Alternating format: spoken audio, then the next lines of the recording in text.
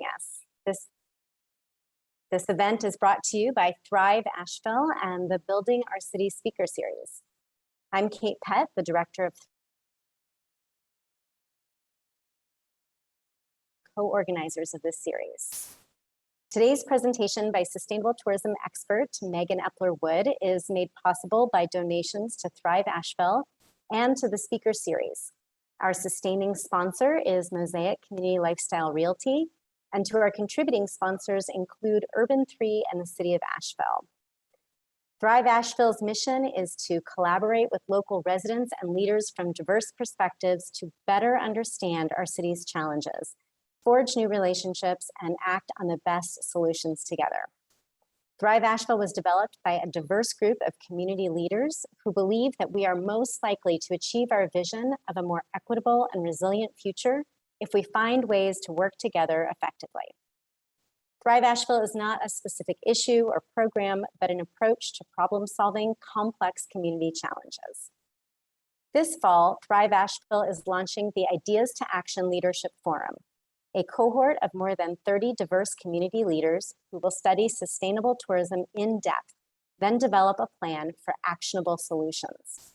You can learn more about this work and sign up to be updated at thriveasheville.org. Building a more equitable community will take all of us from all sectors. We are focusing on tourism because of the broad impacts it has on our community. How we manage tourism is an issue that concerns all of our residents, and we will better be able to build community we hope for if we move past the divisive rhetoric to real solutions. Our goal is to identify and implement innovative solutions that align with our values and are informed by solid research and data. Today, Ms. Epler Wood will speak for about 30 minutes. If you have questions, you can type them into the Q&A.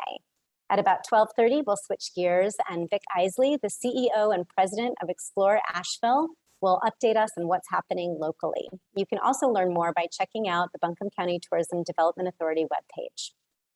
We will pose a few questions from those submitted throughout the presentation at the last 10 minutes of the program, and we'll close at 1 o'clock. Unanswered questions will be forwarded to the speakers, and we'll do our best to get responses to attendees. Also, we'll be recording this webinar, and I'll follow up with you to let you know where to find it in the future.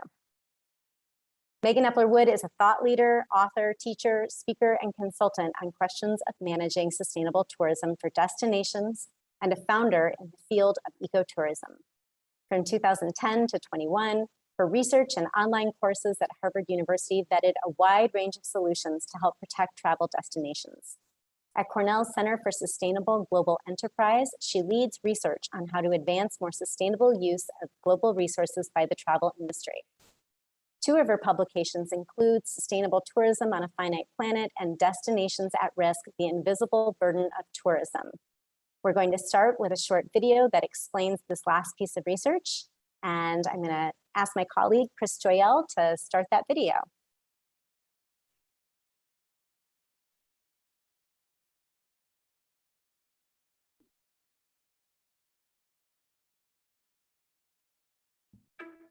International tourism is rising and fast. In 2018, arrivals reached 1.4 billion. While tourism can bring economic development and other benefits, it also brings a range of hidden costs. Wherever it exists, tourism places an invisible burden on destinations. On the face of it, tourism pays its way. Tourists spend their money on local services, and businesses pay local taxes and utility bills. But many costs are not accounted for, such as the cost to upgrade infrastructure beyond resident needs to meet tourism demand, the cost to manage and protect public spaces and natural habitats, the cost of increased exposure to climate change risks, and the cost to locals of rising house and land prices driven by the demand from tourism.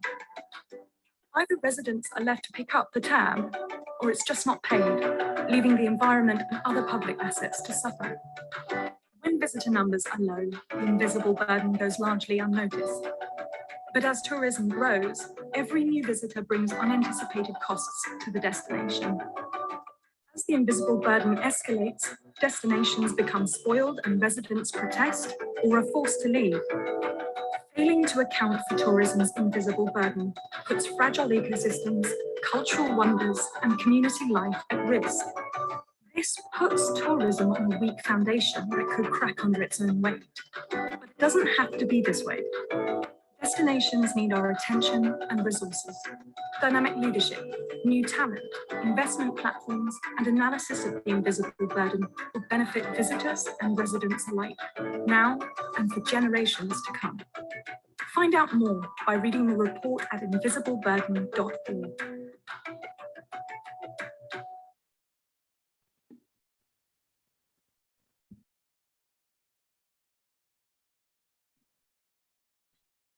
Thank you so much for this opportunity to speak today. I think I should be full screen, but I just want to be sure of that before I start, but I'll go ahead and put up my PowerPoint now. Great.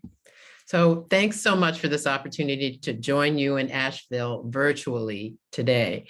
I'm so sorry I can't be there in person, and that was the original plan, but I really hope that I can be with you in spirit here as we go through this important set of topics, which I've decided to call Sustainable Tourism 2.0, because I've been really looking at sustainable tourism now and ecotourism for 30 years. And I feel that this is a major shift that is happening at this time because of the pressures on destinations. So the effort today is really to discuss and ponder with you in Asheville how to create more locally designed and driven tourism management. So we had a couple of wonderful sessions with stakeholders to give me a sense as a scholar and thought leader on this topic about how people are feeling in Asheville about some of the questions related to sustainable tourism or tourism itself in your community. These are quotes from some of the participants without it being 100%, of course, all of the comments that were made. Overall, to summarize, there was I'd say a question about how much tourism is too much. That was definitely universal. And then also the sense that how can tourism goals be tied to other community-wide goals? I don't know Asheville well, I have visited, but I get the sense of what a strong community it is and how you want to maintain it. So I'm understanding that we need to discuss this quite a bit. Certainly, can Asheville be the greenest destination? It's a worthy goal, but takes a lot of discussion. And then how can the tourism economy offer more well-distributed economic benefits seems to be a pressing challenge in your region. And then finally, can a wider range of community members be a part of the tourism planning and management program so that there can be this more inclusive process for decision-making? So what is Sustainable Tourism 2.0 and why am I saying that that is, a sort of a landmark shift? And I think my slide says it all. We have seen up until 2019, of course, a record number of tourists worldwide who were traveling more easily, going anywhere they wanted for short periods of time, and basically creating a lot of anxiety at local destinations level. But when I really thought about it, has that affected the original 1990 definition of sustainable tourism? And I have to say no. The overall goals remain the same: to conserve resources that tourism depends on and that local communities require to sustain the well-being of local people for the benefit of future generations, which of course requires long-term planning. And that's something I think we all have to keep in mind, that a shift can't happen very quickly, but good decision-making, like anything, can lead to a foundation of change that will be very positive. So why Sustainable Tourism 2.0? I think certainly what's called over-tourism that was happening in 2019, and then right after that, this dramatic shift downward because of the COVID-19 pandemic experience. So what happened to communities like yours is you saw huge, record numbers and then very few. And I would say, as a result, it has created what I would call a very positive thought process with its focus on destinations now, and to enable them to rethink what they want in their future, just as we are doing right now. What do you want your future tourism economy to be? It's a very positive set of questions that are being asked. So when, of course, we had this record tourism, we didn't only feel this anxiety in Asheville, it was in many places. So I've selected two. The first is Honolulu. Honolulu, Hawaii, like most places, was seeing record tourism before the pandemic. And right after, in a fascinating way, there has been a wide range of tourism protests and demands on the managers of tourism in Honolulu to think more about what it's going to take to manage tourism sustainably in Hawaii and the Hawaiian Islands in general. And overall, I was actually part of some of these forums online to hear what they were saying, what the residents were saying. And I have to say, it is one of the more interesting cases. And overall, there was this sense that officials are not adequately recognizing the impacts that tourism is having on their environment. Now, you've seen the invisible tourism video now. And so it's very important to keep in mind that they weren't, our tourism officials did not have the information that they needed in order to actually recognize these impacts. In fact, they really were invisible until tourism grew to a certain point where they became obvious. So another case is Amsterdam in Holland. We all probably are familiar with the city, and certainly they were making headlines as well by way of their pre-pandemic crowds. This led to a proactive effort on behalf of their own citizens. They did a wide range of consultations and signed a lot of petitions to ask their city council to consider limiting visitation. And this summer, they actually signed a new set of regulations into law for the city.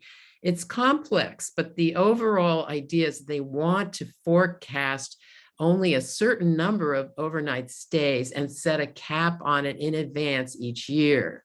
And then put regulations on the providers of both room rentals and attractions to meet, once it goes over that, they want to sort of control the demand through using tourism taxes if the volume goes above the target. Now, I just want to tell you, for those that might have questions on this, I'm not an expert on this regulation. I have now been in touch with a very well-respected academic in Holland who is actually studying this very closely. And so my colleagues in research and also consulting will be following this very closely. But we can't say we know it's going to work. So in Asheville, what I have come to understand is that there is a growing unease with the volume of tourists. And some of the comments in our sessions, I thought our advanced sessions were very interesting. One is, I love this, it is a bipolar issue. Many do not draw the connection between tourism and economic benefits. So there's this sense that we have too much, that we want perhaps, that kind of volume and mass tourism to stop. But on the other hand, we have to understand that playing around with the economics of tourism is very complex, and I'll talk about it more. First of all, it has a lot of supply chains associated with it. So if you start limiting visitation, it won't just affect the tourism vendors, it's going to affect a lot of people. So that's something that I think your decision makers are already aware of. And then there is this question of, how can we make less more? Essentially, a lot of people are saying this in other communities like yours. How can we create what we call a value added situation? And then finally, this is very important for your planning, that there needs to be a city and county effort to prioritize this in sync, working together. You can't work in an isolated way when it comes to planning. So with that in mind, I have to say, congratulations to you for raising these questions, but you do now have, especially your leadership, heavy responsibilities to help your citizens, you that are attending today, to find the right balance between what you really want, of course, whether it's growth or not, but certainly economic well-being, environmental protection, equity, in other words, giving an adequate share of the well-being to a wide variety and diverse community, and also in general, local well-being. So with that in mind, I wanted to just bring in what I found to be one of the better resources on how to achieve this.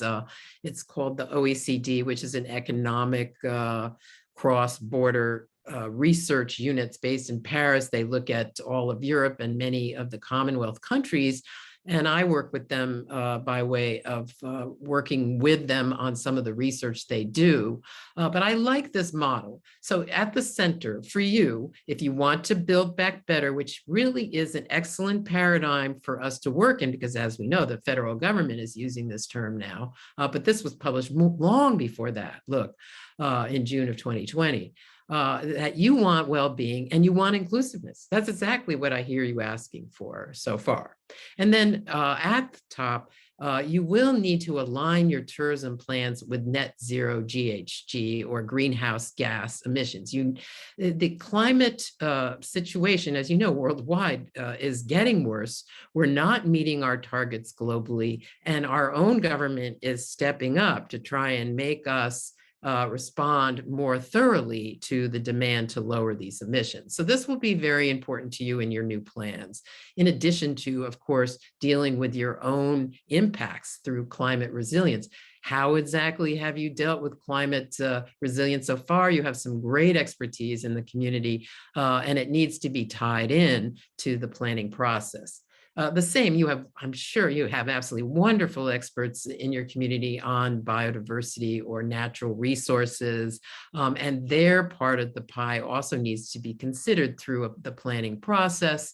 And then innovation, I find that very interesting. There's a lot of looks at innovation and how to use it. It's essentially a kind of a catch-all term, in my opinion. But overall, there are new and more interesting ways all the time to help capture how to change behavior. And that's what they're talking about. And then ultimately, what I already mentioned, the supply chain, and how to make sure that when you make changes, for example, in the farm community, or say the farm to table area, which is something that I work on where I am in Burlington, Vermont as well, is that it has to be carefully looked at as to how to tinker with the entire supply chain of tourism. So overall, of course, the big question will be for you ultimately, once you set your goals and your vision, how will you know you are succeeding? And that is where tourism planners have really been in the past unable to deliver for a wide variety of reasons. But we know statistically that a very small percentage of tourism plans are ever fully implemented according to UN statistics. So what do you need to be thinking and pondering right now? And I'm going to go over a few of the points from the invisible burden, such as the question of how do you do the accounting? Each tourist shares important facilities with local people, so it makes it complicated. You have to understand to what extent are tourism or your visitors impacting your local facilities. And right now, no municipality really knows this. So this idea of, say, for example, looking at economic benefits has come into question as a metric unless we know what is the cost for delivering on those economic benefits. So it's a net as opposed to a gross calculation that we know now is required. So here's the publication itself. You can download it. But here's the key graphic in terms of, well, if we want new types of accounting, what are we doing now? And this, of course, is a global summary, but certainly what we're not doing, I would say, is the most important to you right now. And we can go over this in much more detail, but overall what we have found is that, again, the climate situation is not accounted for in terms of how much tourism is not only impacting you, but how much it's contributing to global climate change. At this point, I am unaware of any tourism office in the world that is accounting for that. And then also, of course, the maintenance of your natural ecosystems. And then also this question of how are you as a community going to meet the demands of the Build Back Better federal initiative? How are you going to institute all these renewable sources of utilities? And where does tourism come in with that? How much does tourism really need to help pay for that based on its actual use of those resources? And ditto on sociocultural. It's the most difficult area, the sociocultural area, to be honest with you. It's more of an art than a science at this point, but it's very important that you understand what you're seeking to maintain. So with that said, as a summary, what we do know is that more people that are coming to your region, the more likely that you're seeing, increased demands on all of your resources, higher costs for local people are actually forced by, say, the change in real estate prices, that Airbnb, all of the utility costs that have to be supersized to meet tourism demand tend to fall on a burden to local people. So it's very important that you as a community take this into account, that increased demand without additional revenue from tourism leads to increasingly poor management of vital resources. And I've given this lecture, I don't know, 20 or 30 times now. And since the report came out in 2019, and I have never heard anyone saying that this is inaccurate. So we feel confident with these conclusions. So what do you want to measure? And I started actually talking about this even after my book came out, based on my research with my own students at Harvard. And here's what we came up with faculty as well. I had the opportunity to work with a wide range of faculty. And here's what we thought would be the requirements for you to identify your tipping points. And we really recommend, after 5 years of discussion and research, 10 years of research really, that you need to use science-based data to identify your critical tipping points at this stage. You've got to have local participation and regular monitoring.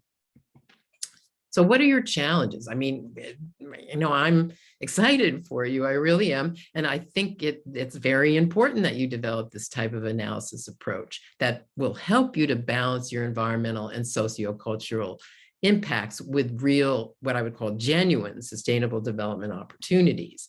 And so, being a researcher, I really believe that you have to have this type of research to guide your decision making. But what we do know is that the more you protect your natural and cultural heritage, the better satisfied your visitors will be, which is key to that idea of how do you get people to really embrace the value add, like less is more idea.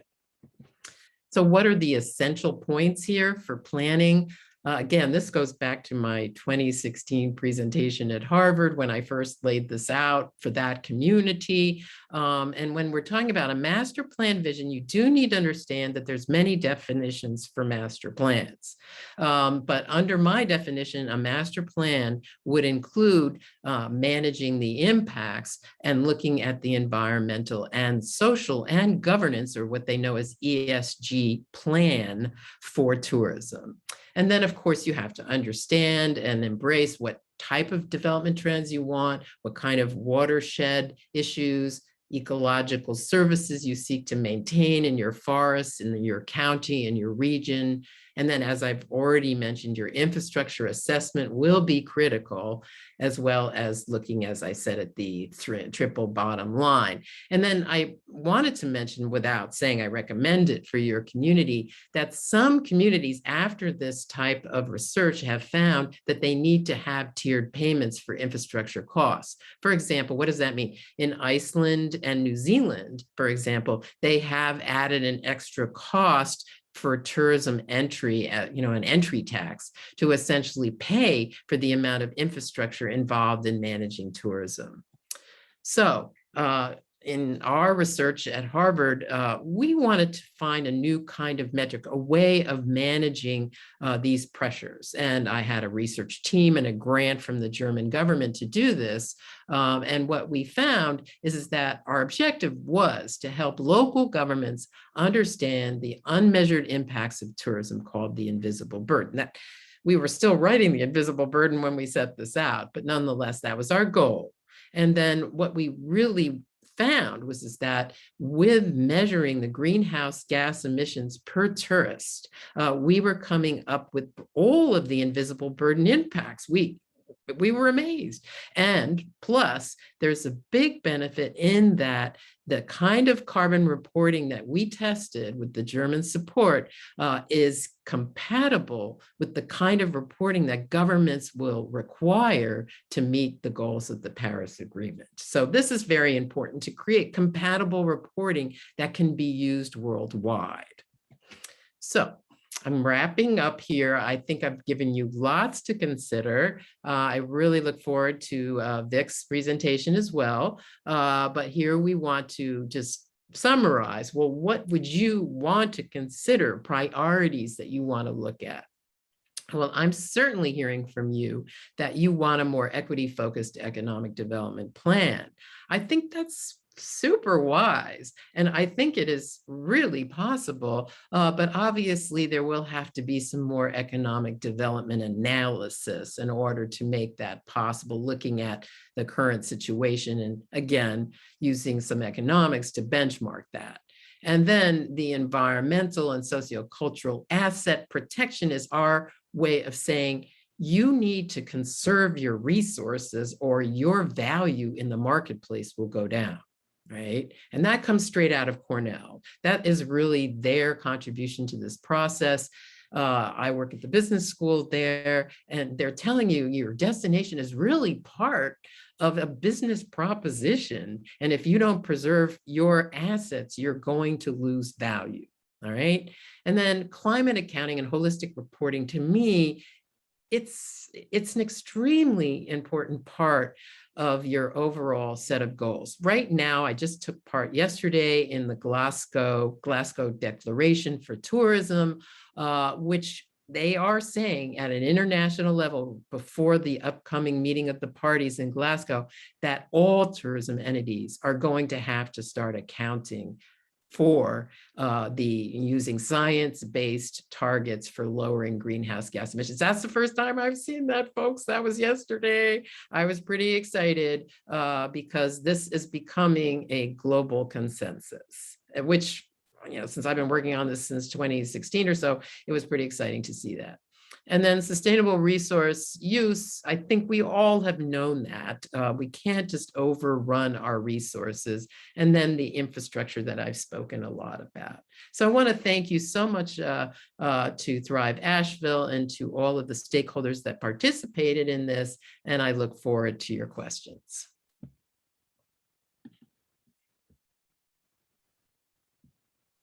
Thanks so much, Megan. That was a lot for us to think about, and your charge to understand how we as a community want to learn how to measure impacts better is something that Thrive Asheville will be working with a broad section of leaders throughout the community over the coming year. One of those leaders who's right at the table is Vic Isley. She's the president and CEO of Explore Asheville. Vic joined our community about 10 months ago, and she's already really dug in to doing some great things to change the conversation about tourism and help us all think a little bit more about how we can create a more sustainable tourism sector. Vic's been in the tourism marketing, destination marketing field for more than 25 years, and she's represented destinations including Bermuda, Washington, D.C., Tampa, and even Durham, North Carolina. So we're really lucky to have her here, and it's my pleasure to turn it over to you. Thanks, Vic. Thank you, Megan, and thank you, Kate. I'm going to work on getting the share screen set up here.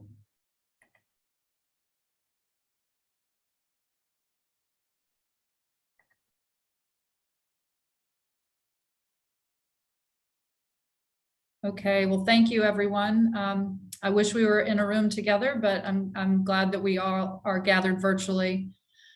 Whether we were born and raised in Asheville or Buncombe County, were a visitor before we became residents, like myself, or a virtual visitor with us today, no matter which group you identify with, I believe we've all agreed to be on this journey today because we have an affection for this distinct place that has been drawing people to this part of the country for generations. And we all have a vested interest in its sustainable success. But travel doesn't take place without humanity. We as humans are the ones that desire to travel and explore and to learn. And people are at the heart of experience delivery for visitors or guests to our community. So first, I want to share a bit about where we've been, and then we're going to take a look forward to where we're going together. So while the pandemic has certainly taken its toll on us personally and in business in many different ways, back in 2019, visitors to Buncombe County spent $2.2 billion here in local businesses. But tourism is just one piece of the economy, accounting for 6.1% of Buncombe County's GDP, or gross domestic product. And worldwide for destinations, it's generally about 6 to 8% in GDP. So we're not really that out of whack, even though sometimes people feel quite differently here. But Explore Asheville and the Tourism Development Authority, we aim to be good partners in helping diversify the local economy to ensure a healthy economy. Now, as Megan alluded to in her presentation, that the benefits of visitor spending are distributed across many different categories. So the occupancy tax, which is paid by visitors that stay in hotels or vacation rentals, shoulders 100% of the destination marketing investment for our community. Lodging partners garner just over a quarter of the visitor spending at 27%. Local shops, restaurants and breweries, recreation, entertainment, and tour providers, as well as transportation companies, reap 73%, or the lion's share of visitor spending rewards for our community. What's really special about Asheville's economy here is our economy is more of a circular economy, and that ensures that visitor dollars stay in our community longer. For example, we have local restaurant owners and chefs that are dedicated to supporting local farmers and purveyors through buying and serving local products. And 70% of the hotels in Buncombe County are owned by locals. So there's far less leakage than other destinations. And that means that more visitor dollars stay local in our community. These aren't hotels that are owned by REITs in Texas or owned by Marriott in Bethesda, Maryland, where the lion's share of the rewards go there. So in total, tourism generates millions and millions of dollars in property taxes. You might say that that is an invisible benefit, while Megan was talking about invisible burdens. So when you think about that, 16% of the property tax in Buncombe County and nearly 1/3 of the total property tax for the city of Asheville is paid by these tourism businesses.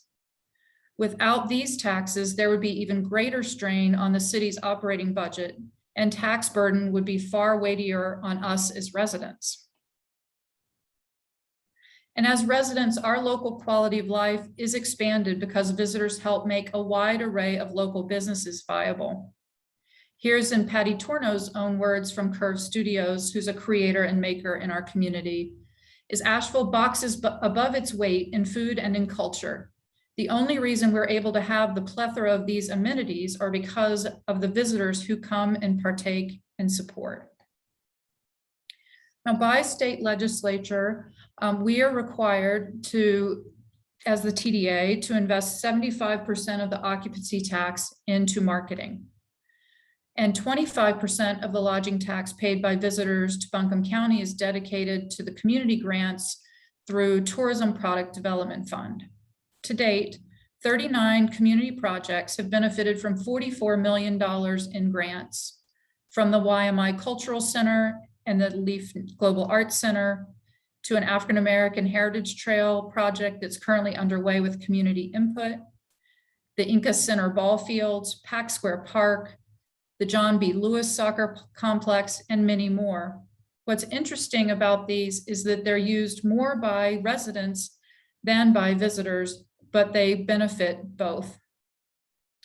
One of those examples, most recent examples, is the Riverfront destination development at the River Arts District with greenways, sidewalks, bikeways, pedestrian amenities.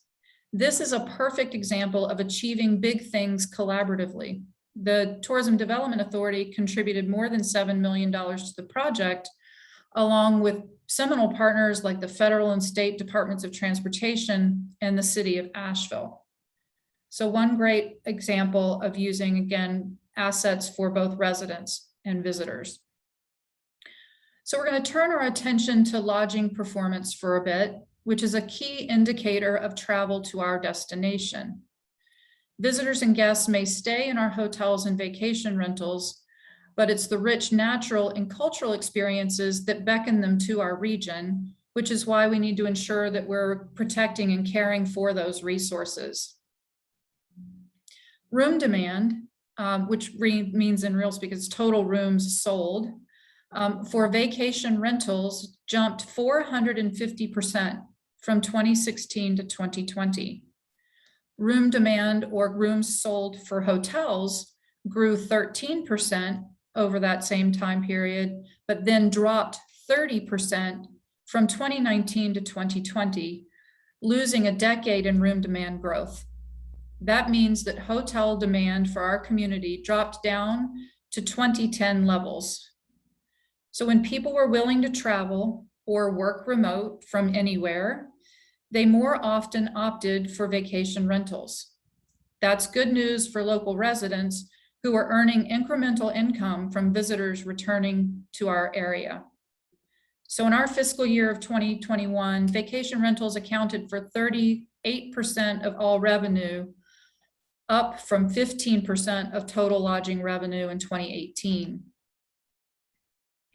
Next, we're going to take a look at the impact of the pandemic had on leisure and hospitality jobs in our area.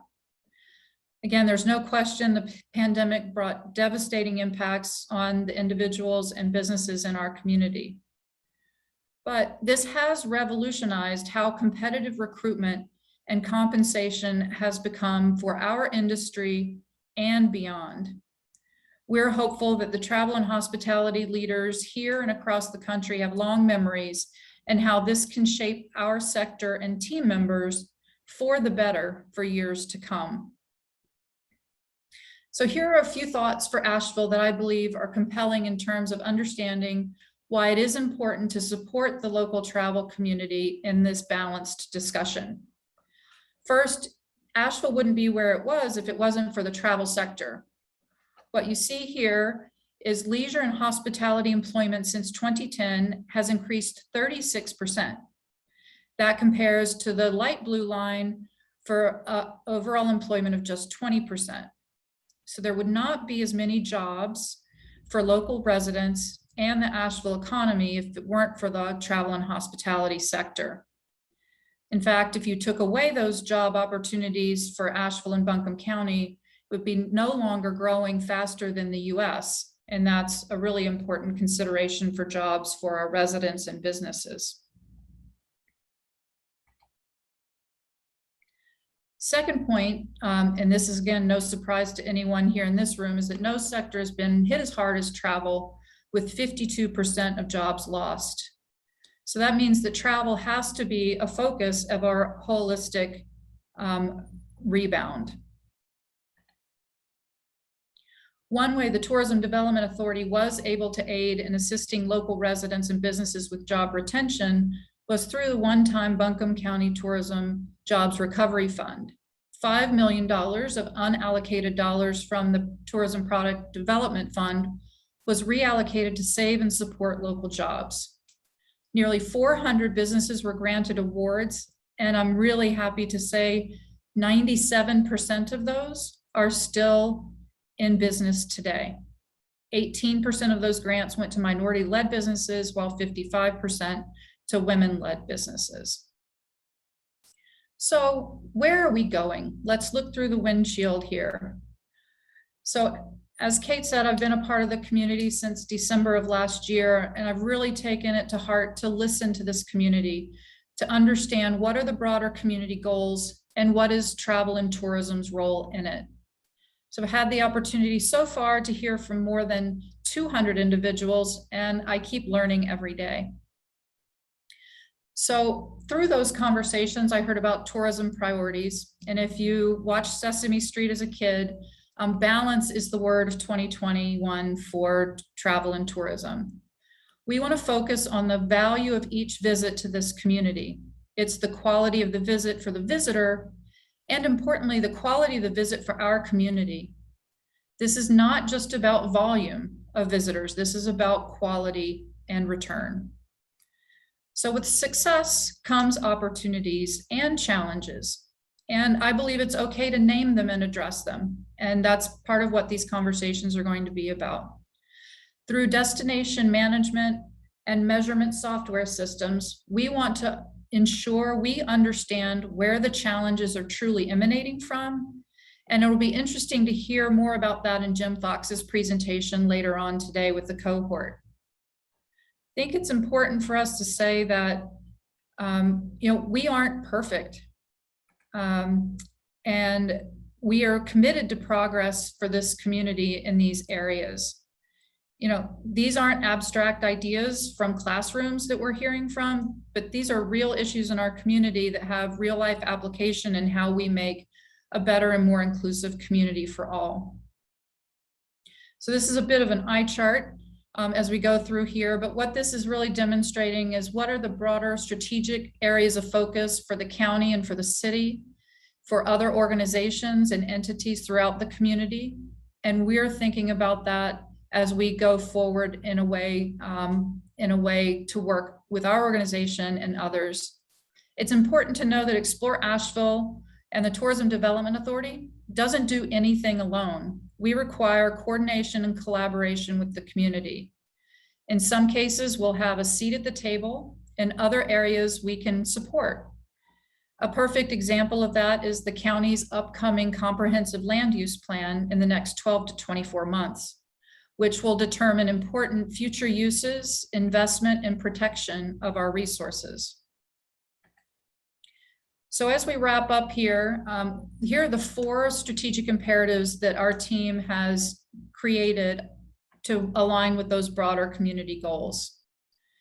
So deliver balanced recovery and sustainable growth, balancing resident and visitor needs, recognizing the necessary role that sustainable long-term growth of travel has in achieving a healthy collective economy. Focusing on the balance and quality of each visit to our community, balancing growth across the seasons, between business and leisure travel, and throughout the county as a whole.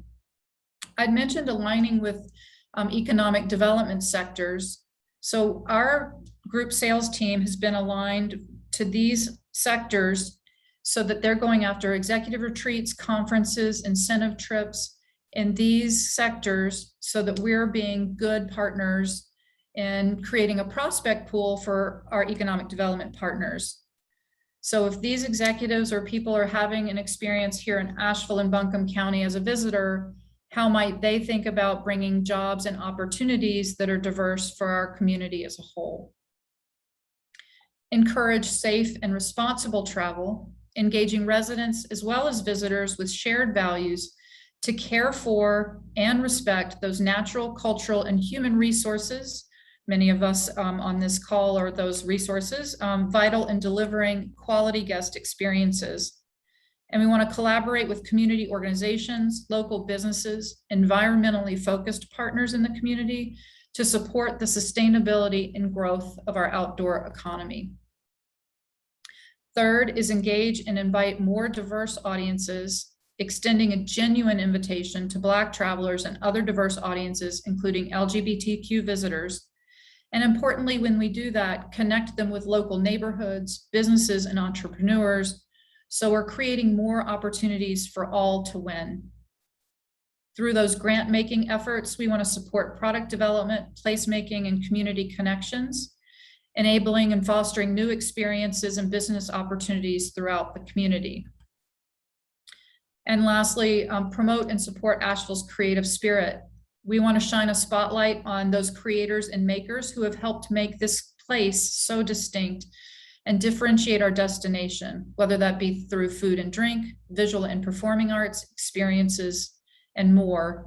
And again, through this pillar, supporting that product development, placemaking, and community connections. So we want to grow the pie and create more seats at the table for people to win through tourism.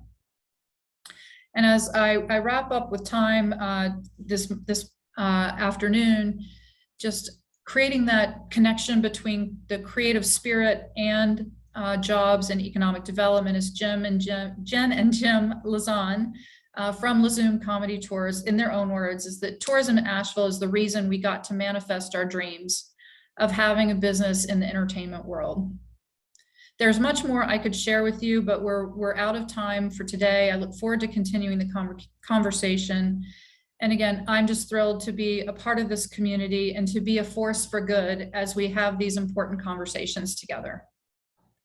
Thanks so much for the opportunity. And Kate, I think I'll turn it back over to you. Yes.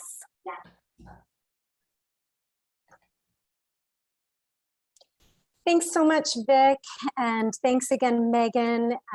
This was really interesting, and I think that we're really benefiting from seeing a global perspective and also learning about what's happening here on the ground. It's really helpful. We've got a lot of great questions and a really short amount of time. So I'm going to ask you both to be brief as possible so that we can cover a couple of these. I'm going to start with, how should we define what are our cultural and social sort of assets in the community that we want to protect? How do we define that? Is that for me? Sure, Megan, jump in. Okay. Well, I think that the sociocultural assets can normally be defined through additional stakeholder dialogue with those that have the most at stake in some ways culturally. And that can include, of course, heritage as well as current culture. What I found is that a lot of times those things remain unexpressed, and that the only way to really understand what people feel might be lost is to really have sessions where people can discuss what their culture means to them, and then that ultimate, or what their heritage means to them, both historically and in current times, and then discuss exactly what they feel is being lost. And then it's a benchmarking process where you ultimately draw conclusions as a group as to what you don't want to lose. And what I've been saying to folks is that setting a limit, almost, you can measure the limits of acceptable change for culture. And that's something that our natural resources community uses for nature as well. And I think it's very good in the cultural sense as well. Thanks. Thank you.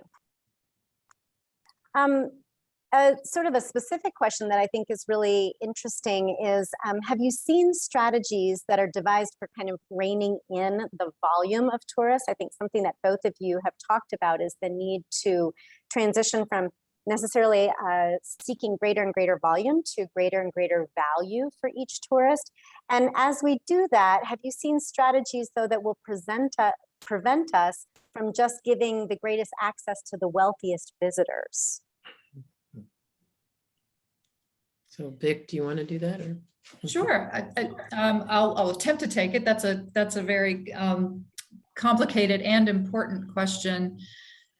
I think, Kate, you alluded to it in terms of the natural resources, is there are limits that can be put in terms of the number of people that could be on a trail. You know, our assets here are both federal, state, and local parks, as an example. So it's working, again, we don't do any of that by ourselves. It's collaboration and discussion around those. In terms of what we, the team at Explore Asheville, can do is looking at dispersal. That was one of the things in balance, is looking at the itinerary development, experience development, connectivity, to where we are creating more opportunities for all to win, so that we're not just concentrating, as an example, in downtown, but there's a farm trail that can work, where it's dispersing visitors' bodies as well as dollars to and throughout the community. There's ways to look at seasonality in terms of balance. The other thing on that balance term for us, in terms of how we can influence in what we're messaging to visitors and how we're asking them to experience our community, is thinking through extending the length of stay. So it's not the churn and burn on infrastructure with a 1.5 night or a 1.8 night stay, where it's a rinse and repeat of experiencing the same assets. So if we're actually increasing that length of stay for aspirationally a 4-night stay, then again, we're going to be creating a different type of experience for the visitor and a different type of return for the community itself. Yeah, Megan, do you have any thoughts about how we can, you know, continue to maybe keep the volume of visitors in check, but not prevent all visitors from kind of across the economic spectrum from visiting Asheville? Yeah, I think regional planning is the answer to that, from the point of view of how the city and the county might want to cooperate on it. The whole question of how to manage the growth in short-term rentals, for example, is a very hot topic right now throughout the regional planning community. And so looking at how folks are distributed and how many tourists, or especially some of these short-term rental properties, can actually even be permitted, I think will ultimately have a good impact. And also the, you know, just how many hotels can be built, this kind of thing. It's all a question of whether or not you want to take it to the regulatory level. I myself feel that this will be necessary in the future. So I would recommend a review of your zoning and planning as part of your regional plan. Thank you. I think a really important question that folks are asking, it's kind of a big question. It's going to be tough to answer as we're getting to the end of our time. But a question is, why does tourism have to grow? Does it have to grow? Is there ever an appropriate limit? And you each only get 30 seconds. Okay, I'll go. A minute. No, I mean, I honestly believe that it does not, that there will be a point where maybe, as Amsterdam tried to do so far, or Honolulu may try to do, which is to look at, you know, a limitation of numbers, but that isn't the answer. You can't just, I don't believe you can just set limits on numbers, right? That's too simplistic. So in the end, as I said, you'll have to look at how many tourists you want in any one area via regional planning mechanisms, and then set those priorities, of course, according to economic development zones and where you want to provide more opportunity, and perhaps where you already had enough opportunity, and you can, you know, you can set benchmarks according to need of where you want people to go. Yeah. Vic, what do you think?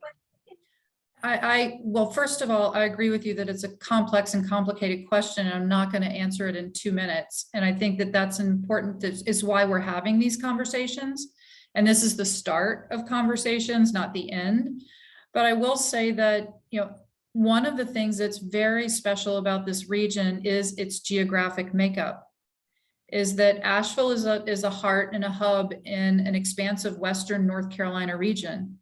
And so as we study these issues and the challenges we're facing as a community, is it's important to get to the heart of the matter of which parts of the community through data are enabling or enacting these challenges that we have. So traffic would be an example. Is that really overnight visitors? Is that regional residents that are coming in for their health care, for their cultural entertainment?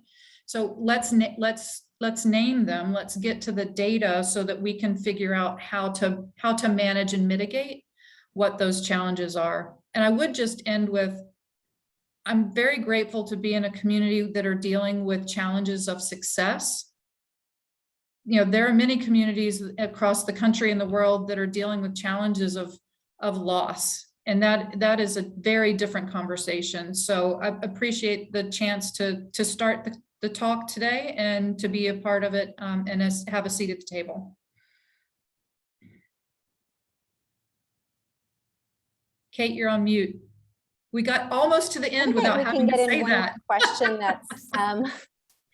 that's somewhat specific, Megan. A question is, your reference of a tourism plan sounds very similar to what other folks have called a climate action plan. Can you speak to the difference and if it's wise to have one plan to address climate and tourism?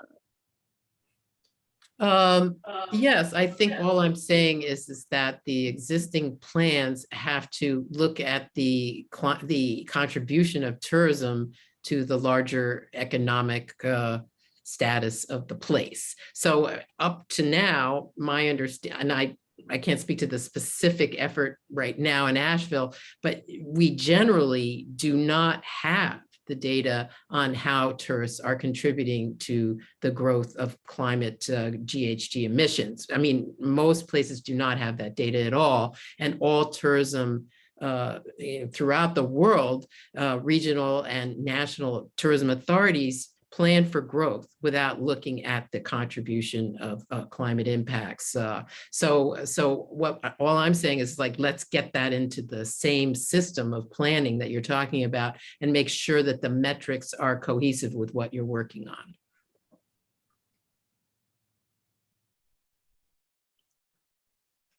A question about Airbnbs quickly that might also be somewhat specific and easy to answer.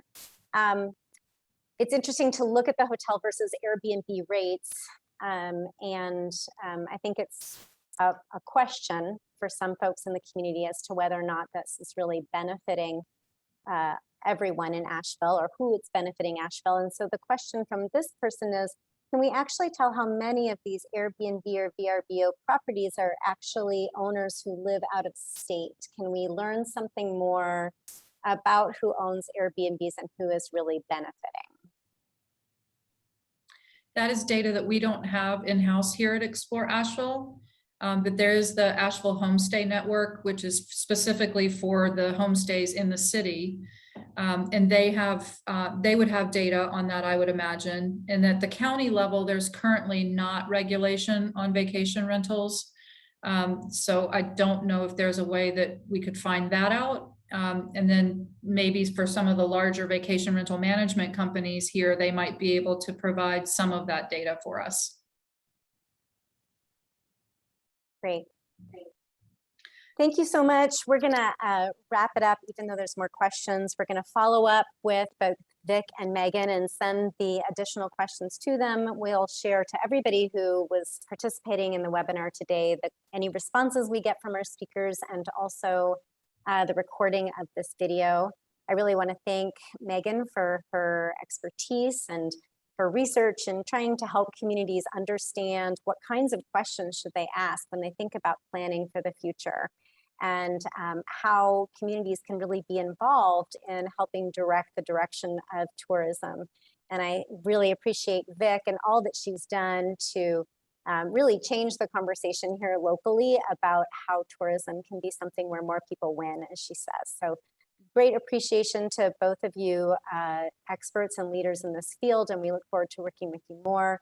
Thrive Asheville closes this webinar with our friends at Mountain True and the Building Our City Speaker Series to start another conversation with city leaders and folks throughout the community about how, as a community, we can all work together to create the tourism and future that we hope for. So thank you very much for today, and have a wonderful day. We'll be in touch. Thank you. Stay well, everyone. Bye.